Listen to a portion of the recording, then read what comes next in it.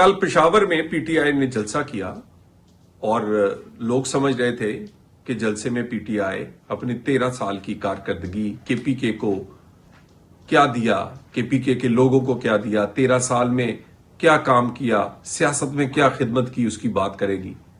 लेकिन फिर वो जलसा उसी तरह ही गालम गलोच, तनकीद और इसके अलावा कुछ भी नहीं।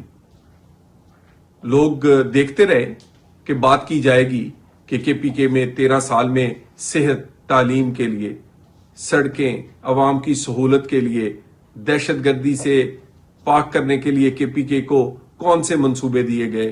किसी पे कोई बात नहीं हुई।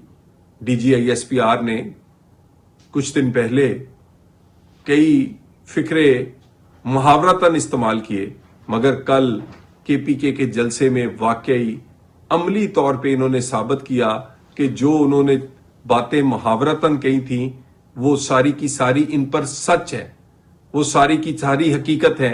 और इसीलिए पेशावर की जलसे में तकरीरें करते हुए कोई टॉमी बना हुआ था, कोई रॉकी, कोई लूसी, और इन्होंने साबित किया कि इनको जो कहा गया था ये असल में वो है।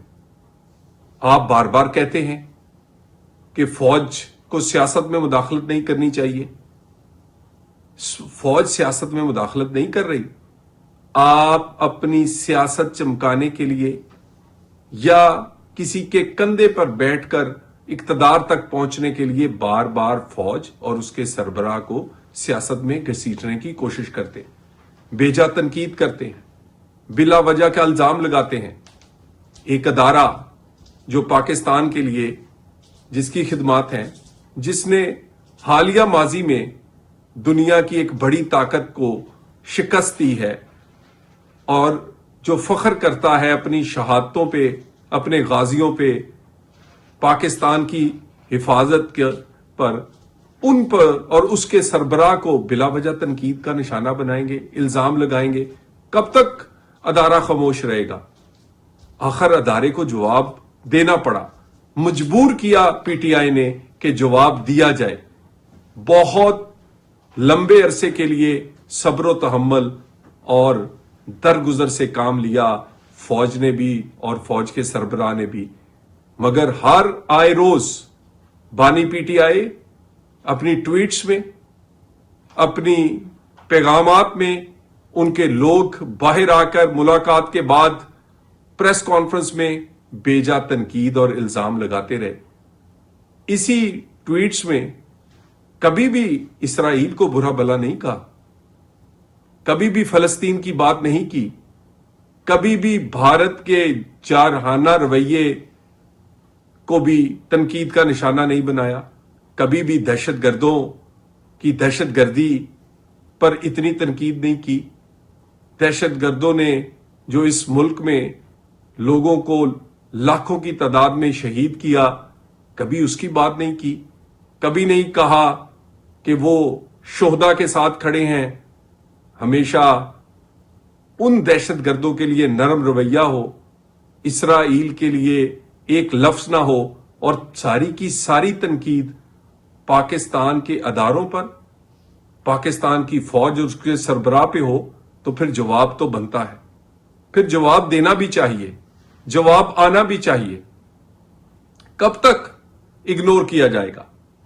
कब तक दरगुजर किया जाएगा?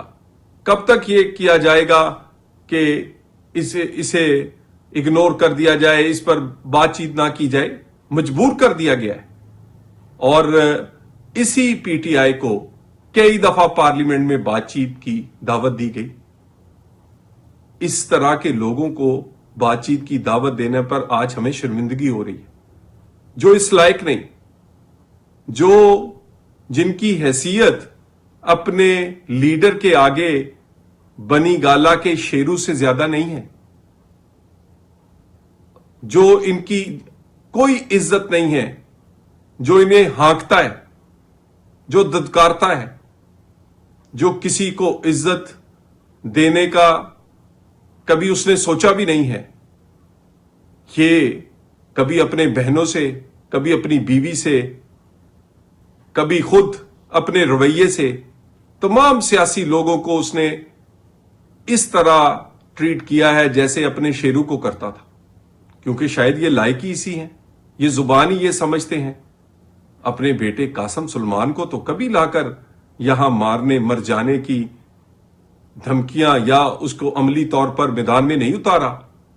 اپنے بچے تو آج بھی گولڈ سمتھ اور اس کی گود میں پل رہے ہیں، آج بھی، اور پوری کی پوری زندگی اس نے مغربی طرز عمل سے گزاری ہے۔ وہ جانوروں کی طرح نہ بہن نہ ماں کا عزت کا خیال، اور تو اور لوگوں کی گھروں کی عزتوں سے لے کر پوری زندگی سکینڈل سے بھری پڑی ہے۔ باقی تو کسی کی ماں بہن کی عزت تو کیا، وہ جو پیر اور پیرنی کی عزت تھی اس کا بھی جو تماشا بنایا وہ سامنے ہے۔ یہ صرف ذاتی زندگی یہ نہیں، ہمیشہ دوسروں کی جیب میں ہاتھ رہا، ہمیشہ دوسروں کی عزت پہ نظر رہی۔ ساری کی ساری زندگی اس طرح گزارنے کے بعد اور کسی کے کندھوں پر بیٹھ کے اقتدار پہ پہنچنے کے بعد اپنے آپ کو عقل کل، اپنے آپ کو اس پاکستان یا سب سے ضروری یا سب سے ناگزیر سمجھنے والا ذہنی مریض ہی ہو سکتا ہے۔ آپ کو پتا ہے کہ آپ اقتدار تک کیسے پہنچے تھے؟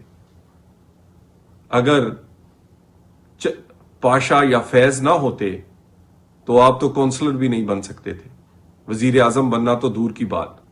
آج کیونکہ آپ کو کوئی کندھا نہیں دے رہا، تنقید آپ کس لیے کر رہے ہیں؟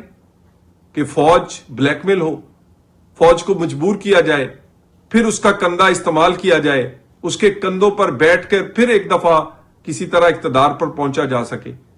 حالت آپ کی یہ ہے کہ 13 سال میں کے پی کے میں آپ نے کیا دیا ہے؟ کس بات کا لوگ آپ کو ووٹ دیں گے؟ کس بات کی لوگ آپ کو دوبارہ حکومت دیں گے؟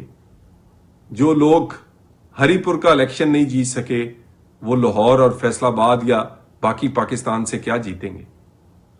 اور اس سارے کا غصہ، اس سارے کی وجہ سے تنقید آپ ایک ادارے پر اور اس کے سربراہ پہ کرتے ہیں، یہ اب برداشت نہیں ہوگی۔ یہ ناقابل برداشت حد تک چلی گئی ہے بات، اور وہ منہ توڑ دیا جائے گا، وہ زبان کھینچ لی جائے گی جو اب پاکستان یا پاکستان کو عزت دینے والے اداروں اور اس کے سربراہوں کے خلاف استعمال ہوگی۔ اس کا عملی مظاہرہ ہوگا، مذاکرات کی دعوت نہیں دی جائے گی، بلکہ اب کوئی بھی بد زبانی کرنے والے کی زبان، وہ پارلیمنٹیرین ہو یا کوئی دوسرا، وہ کھینچ لی جائے گی۔ کریں آئیں اب اڈیالہ کے باہر تماشا، آئیں کریں شوبدہ بازی، بتایا جائے گا کہ قانون کیسے عملداری قانون کی جاتی ہے۔